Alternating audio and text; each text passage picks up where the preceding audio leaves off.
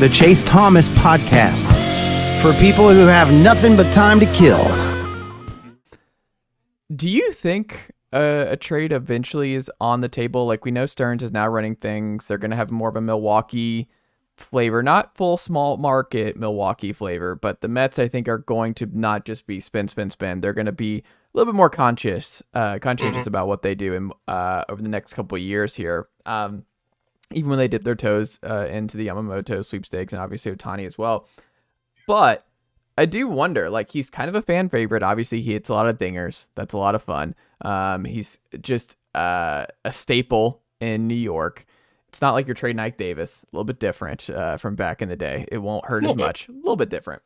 But I think he's pretty lynched in there. I don't know. Like, is that something that's on your radar that it wouldn't surprise you if that's where they go down? His value's really high. They need to rebuild a little bit. What could you do? Yeah. Like, where are you at with Alonso and the Mets? I can see it happening. I mean, look, it would be a horrible PR hit. And I think it's the kind of thing where there are two ways to look at that deal. One is the cold, hard, how does it, is this the right fiscal and roster building move for the New York Mets to trade away Pete Alonso, who, for as great as he is a 30-year-old right-handed first baseman who is, and this is the case with everybody, is only going to get worse as time goes on. He cannot be moved to another position. The best you can do is make him a DH. It is going to cost minimum $25 million a year, if not more, to sign him long term. I have to imagine any deal for him, he's going to want to lock himself up through his mid-30s. You're probably looking at something along the lines of minimum like 150, maybe like 200, something along those lines. That is a ton of money for a right-handed first baseman. That is not the kind of guy that ages particularly well. And again, Alonso's already on the older side. He's going to turn 30 in, just going to look this up so I have the exact date. He will turn 30. Actually, he just turned 29 about 3 weeks ago. Happy birthday, Pete. So he'll turn 30 at the end of next season. However, so there is plenty of an argument you can make that this is not necessarily the way the Mets need to go, is to sign that kind of guy long term. And I understand that. That makes sense. You want to build a more flexible roster. You're already on the hook money-wise for another, I'm just multiplying 35 by 7, which is an obscene amount of money. You're already on the hook for another $250 million to Francisco Lindor, basically till the end of time. You have another roughly $140 million to give Brandon Nimmo from here till basically the end of time. You have, and granted, some of this, those are the two really big expenditures the Mets have. For the most part, everything else is coming off the books soon.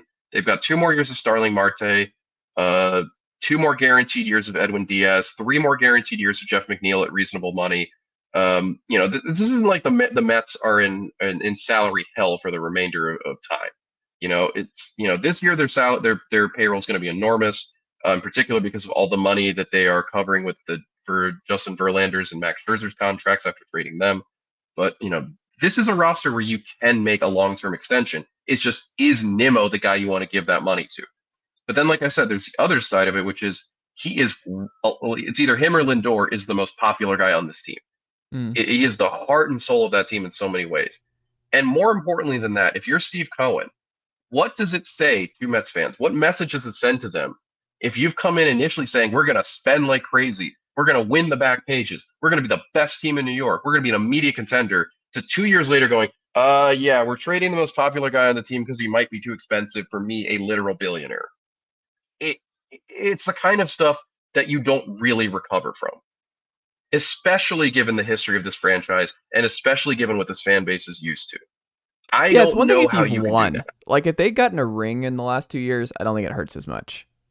I think if you build that cachet over years, I don't think the timing's going to be right over the next couple of years for that kind of move. No, and especially the way you look at it too, like, this is not a team that's going to be good, I think, in 2024. I don't think they're going to be bad. I don't think they're going to be as bad as they were last year. But this is also not a team where you look at their roster going, 95 wins and up, baby. I don't think they planned for that to be the case too. No, and it's very clear that a lot of what Cohen was doing last offseason was essentially, one was he's a very rich man who spends very stupidly, and just decided that a fun thing to do would be to give like Justin Verlander, Max Scherzer $1 billion, which is not a terrible idea, just for the record, but is a particular mindset for a particular kind of Mark Cuban-esque billionaire. But it also is a sign of just how little else the Mets had, that they had to give that money to Verlander and Scherzer, because there's really, again, look at this roster right now. This rotation right now is Kodai Senga, Jose Quintana, Luis Severino, Adrian Hauser, Tyler McGill. That is flat out awful. Yeah. This lineup right now: Nimmo, McNeil, Lindor, Alonso. Great. Starling Marte, DJ Stewart, Francisco Alvarez, Brett Baty, Tyrone Taylor. Not so great. Like, this is not a good team. Just straight up, it is not a good team. And that's not even getting into a really bad bullpen beyond Edwin Diaz, who is coming off a major knee injury. Like, and all the worse too by, they've lost now 2 guys probably for the entirety of next season. Definitely in Ronnie Mauricio, potentially in David Peterson, helpful guys. And you look at this farm system, it's not a bad one, particularly now that they added Luis Angel Acuna and Drew Gilbert, your boy, who I'm legally obligated to mention here. But not an overall very strong farm system. If you look at our farm system rankings from the end of last season, have not been updated. Again, our Fangraphs farm system rankings updated at the end of last season. The Mets were 7th in our estimation, but a lot of that was adding Acuna and Gilbert. Beyond those 2 guys, it's a lot of lottery tickets. It's not guys who are ready to help you right now. So I think you're right with what you said. Like, if this were a team coming out of a better position, if they'd won recently, or if if there were some indication too that it's like, boy, like, if this were the NFL or the NBA, they're like, we're in cap hell and we've just got to make some ugly choices to get out of it. But that's not the case. You can't have a billionaire owner, the richest man in the sport, come in and then 2 years later be cutting costs like that. It is just such an awful look. So, I mean, look, would I be surprised? Not necessarily, no, because I don't know that a long-term commitment to Pete Alonso is really in the Mets' best interest. But would I think it's a good move? Well, obviously depends on what they get in exchange. But just speaking purely from a PR level, from a optics level, it's awful. And I think that is probably the thing that moves the needle most for Steve Cohen is, what is this going to look like for me optics wise? How is this going to paint me as an owner if the biggest move I make after my team imploded in hideous fashion last season is, now we're getting rid of the guy everyone likes. We're getting rid of the best hitter on this team. So long. Too bad. Well, Lindor is arguably a better hitter, but I don't know. I can see it, but I think everyone involved would have a really hard time stomaching it. And I don't know which wins out at the end of the day.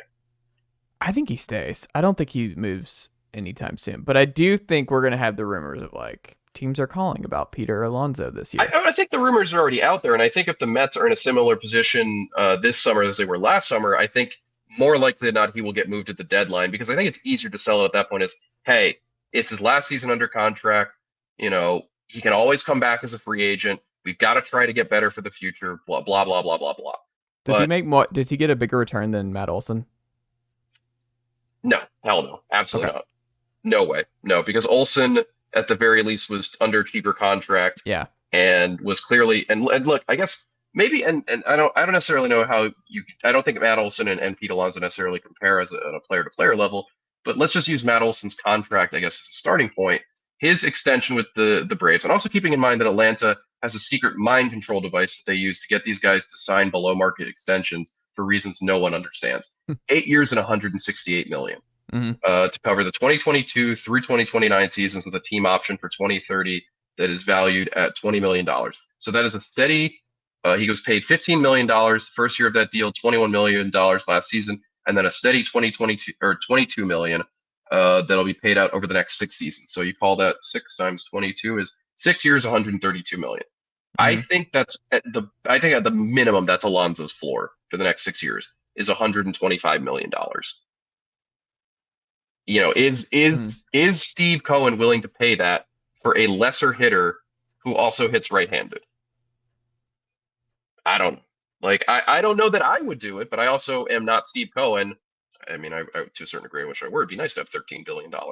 But that's a really tough thing to ask. And I also think, again, that is going to be Alonso's floor. I think he's realistically going to be seeking $150 million or more. I don't see him being a guy who just says, yeah, just give me Matt Olson's deal. I don't care.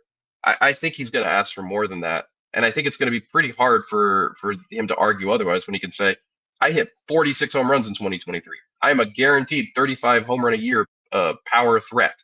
I am popular and likable and media savvy, you know? I fit the city of New York, which is a very difficult thing. You know, I have such a hard time seeing him taking less than what Olsen is getting over the next 6 years, and understandably so. I don't see him taking that much more necessarily. I don't think any team is going to make him an offer of more than like $180 million over 6 years. But I also don't think he's going to take anything less than 125, 130 to stay. I don't know that there's really going to be a hometown discount, nor do I think there should be, given, again, Steve Cohen is worth $13 billion. That's a great way of ending it, Jon Tayler. Well, thank you. I think so myself. I think so too myself. Like, hey, that's a good way. Sometimes you just stumble into a good ending to a pod. So yeah, it is the particular alchemy and magic of podcasting. Absolutely. We don't have to, because it's not Fangraphs anymore. I don't have anything to plug here. We don't have anything to plug as we wrap up on this first post Fangraphs pod for you. Yeah, although my little thing still says Fangraphs. I noticed that at the beginning of the show, and I forgot to take it off. I thought I did it last week, and I didn't want to say anything because I was like, I'm kind of embarrassed, and I was already behind tonight, and I was like, I probably should, but it's okay. It's Go. Nicely done, nephew. The Chase Thomas podcast. Hell yeah.